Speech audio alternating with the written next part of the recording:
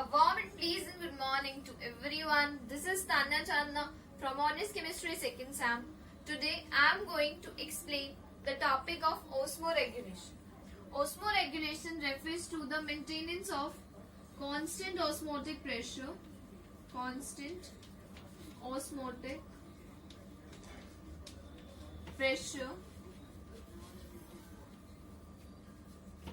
in the fluids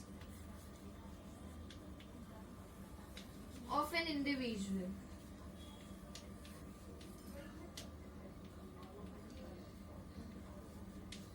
This constant osmotic pressure can be achieved by controlling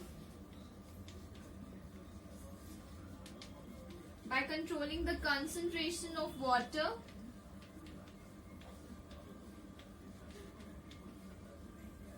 and concentration of solutes.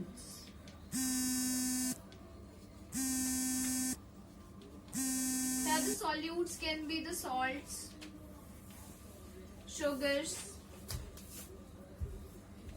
etc. Here now we will discuss the osmoregulation in case of the fishes. We will discuss the osmoregulation in fishes. As we all know that the fishes are amonotelic. The fishes are amonotelic.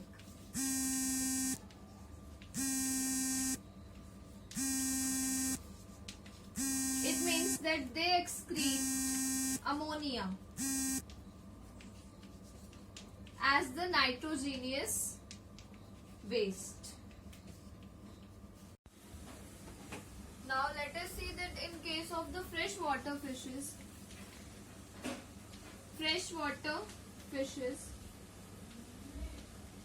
like in case of labio, their blood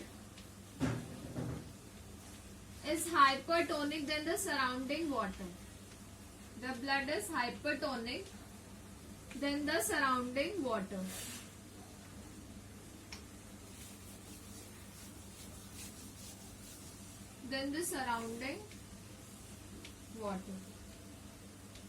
Hypertonic refers to the more concentration. Means the concentration in blood is more than that of the concentration in water, and the concentration is of the solutes. Now a problem arises that in case of the freshwater fishes, like in case of the labio, the epithelium of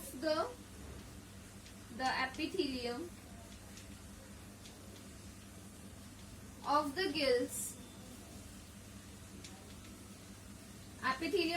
and the second is the lining of the buccal cavity.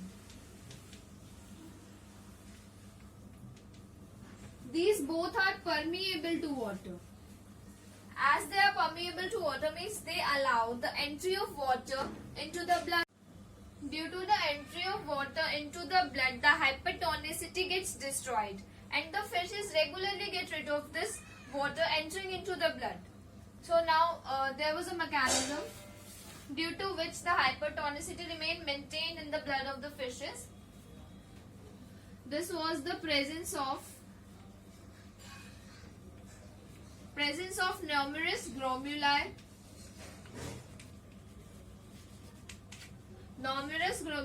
and the reabsorption mechanism in the kidneys. Reabsorption mechanism in the kidneys.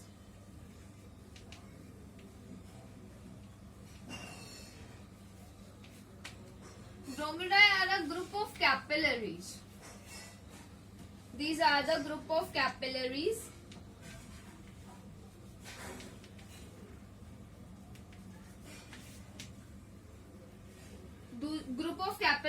which are present in a cup-shaped capsule, that is the Bowman's capsule.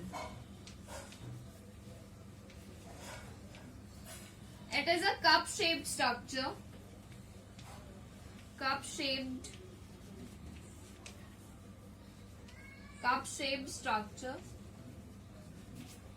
And through this Bowman's capsule, the glomerular capillary group of capillaries, that is the glomeruli, present there and hangs into the Bowman's capsule, and the blood gets filtered through this. And during this filtration process, the surplus amount of the water, the extra amount of the water get be filtrated as in the form of urine. It goes in the urine. And after this Bowman's capsule, there are some proximal tubules and some distal tubules, which helps in the reabsorption of the solutes. These reabsorbs the solutes of the blood, and these solutes are transferred then to the blood. As the blood filtration is going on, the solutes remains there, and the surplus water, we can say the extra amount of water, gets filtered out and excrete out from the body in the form of urine.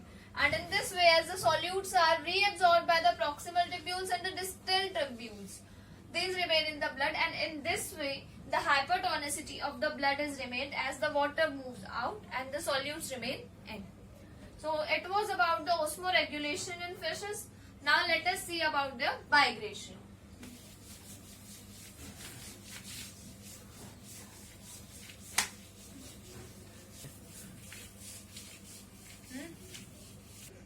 Migration.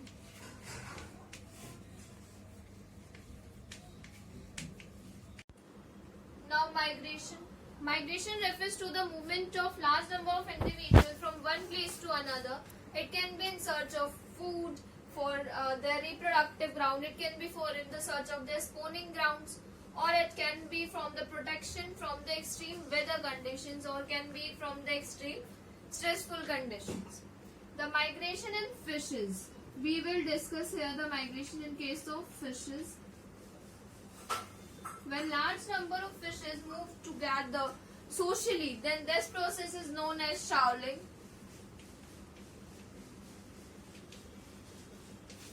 And sometimes when this migrating fishes moves, they show a high degree of coordination. And due to that high degree of coordination, various kinds of shapes are produced which can be seen on the surface of the water. That process is known as schooling.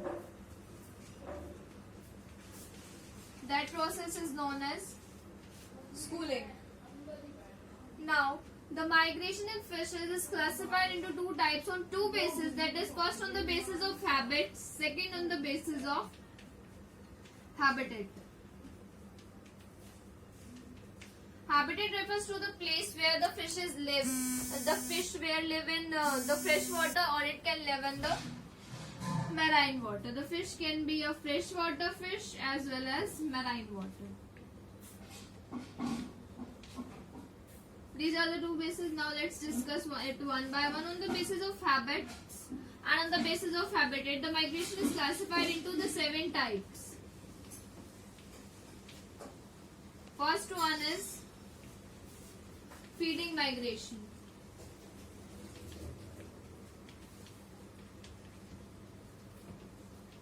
Feeding migration. Feeding migration is also known as elemental migration. It is also known as elemental migration. These kind of migration are shown by the fishes in search of the food. This kind of migration is shown by the fishes having a large group of population, as they require a large amount of food. Feeding migration is generally shown by salmon fishes, as it is a group of fishes which has a large number of population. Yeah.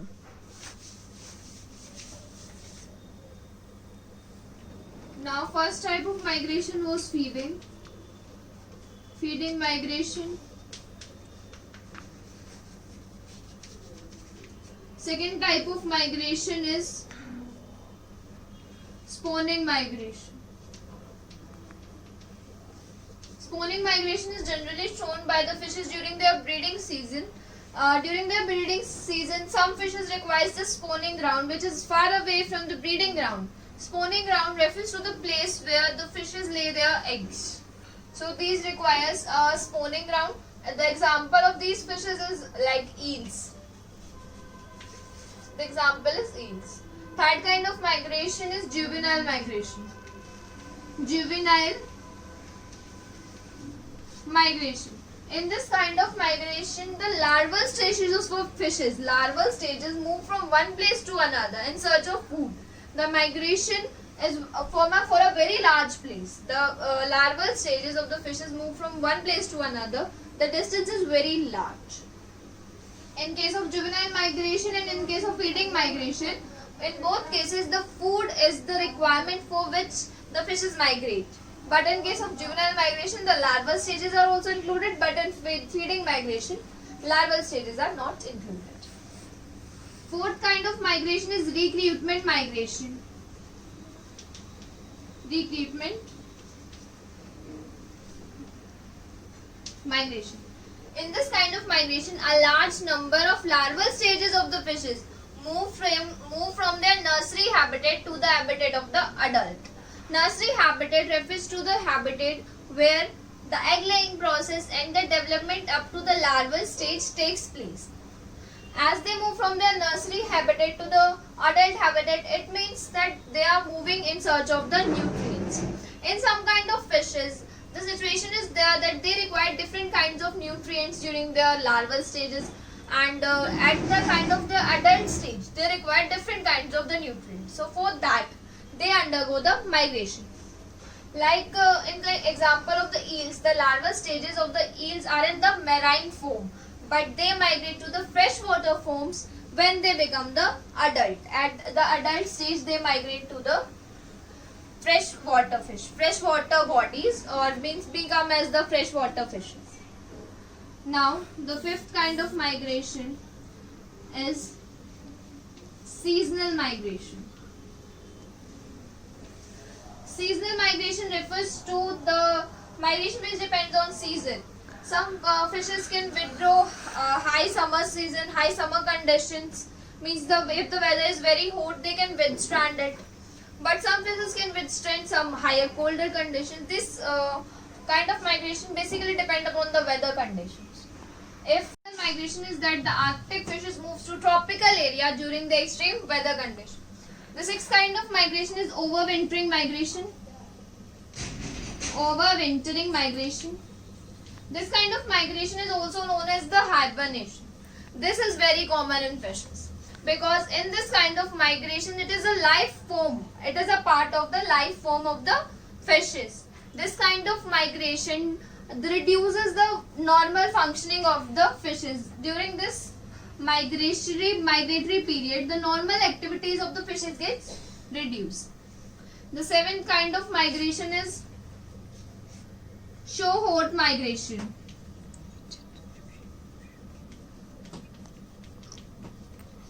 Shore-hort migration. In this kind of migration, the fishes come at the surface for a very small period of the time. They come at the surface and then move back after some time. That's why it is also called as a temporary type of migration, as this occurs for a very small period of the time. This kind of migration occurs in the case of mud skipper.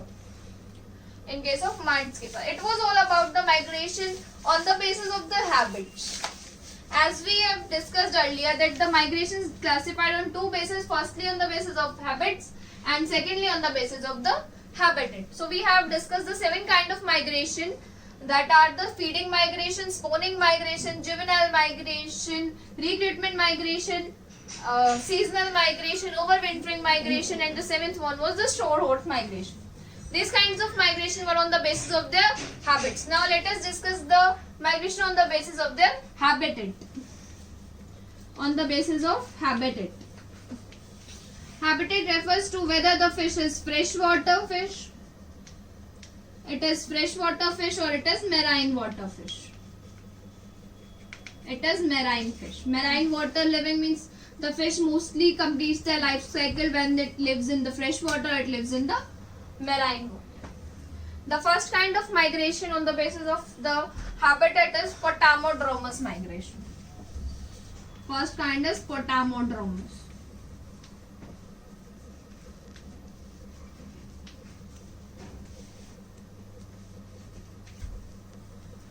In this kind of migration, a freshwater fish moves to another freshwater body in search of the food.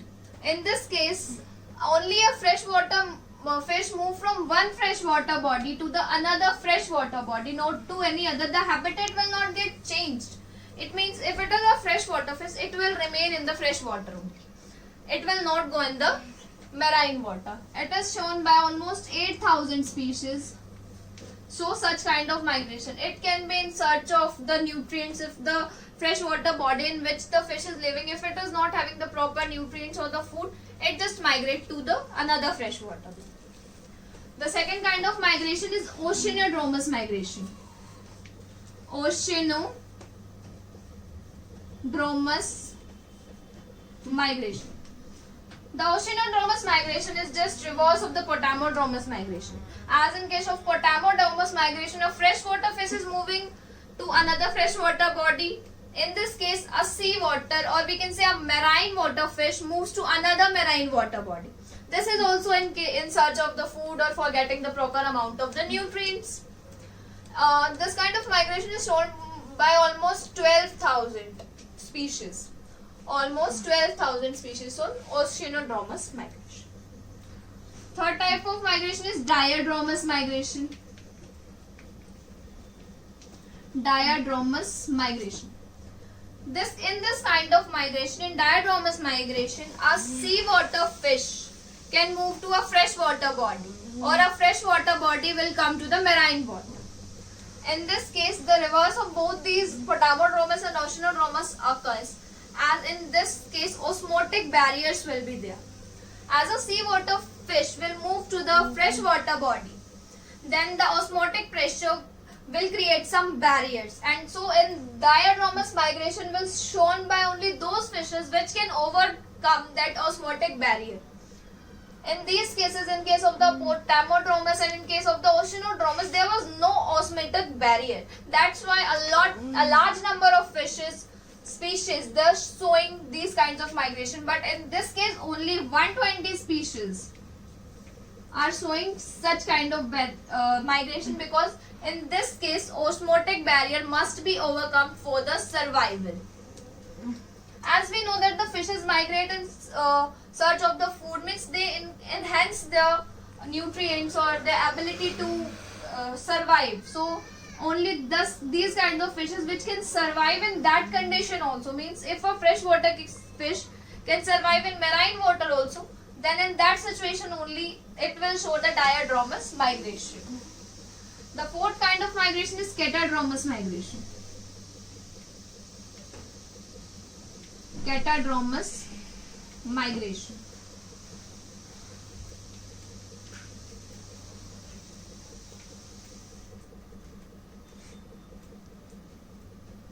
In case of catadromous migration, the fish complete their lifespan in one habitat and went to another habitat just for the process of spawning, means for egg laying process.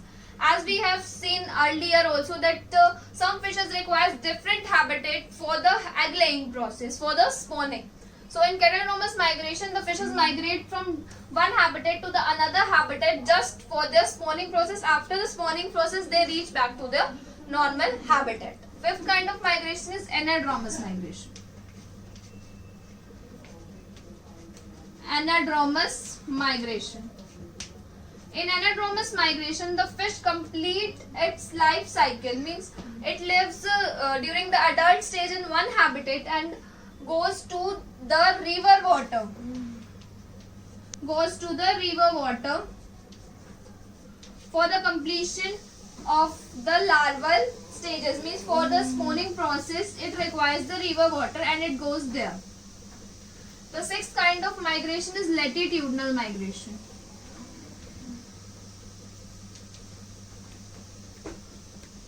Sixth kind of migration is latitudinal migration. In case of latitudinal migration is shown in response to the different weather conditions. Like some fishes moves to the north during the spring conditions and they went to the south side during the autumn seasons. The seventh kind of migration is vertical migration. Vertical migration. Vertical migration. This kind of migration is shown by almost all the different kind of fishes. Most of the fishes shown the type of vertical migration. It can be in response to light. It can be in response to light, in search of food, for protection, for protecting from the extreme weather condition, or can be from any stressful condition. This kind of migration is generally shown. In this kind of migration, some fishes comes to the top of the water surface in search of the food, and some fishes goes to a very bottom, like the mackerel fish come at the surface of the water in search of the food, and the shoreward fish went to the bottom in search of the food. So these are the 7 different types of migration which are shown on the basis of habitat. Earlier we have discussed on the cases of habits. Thank you so much.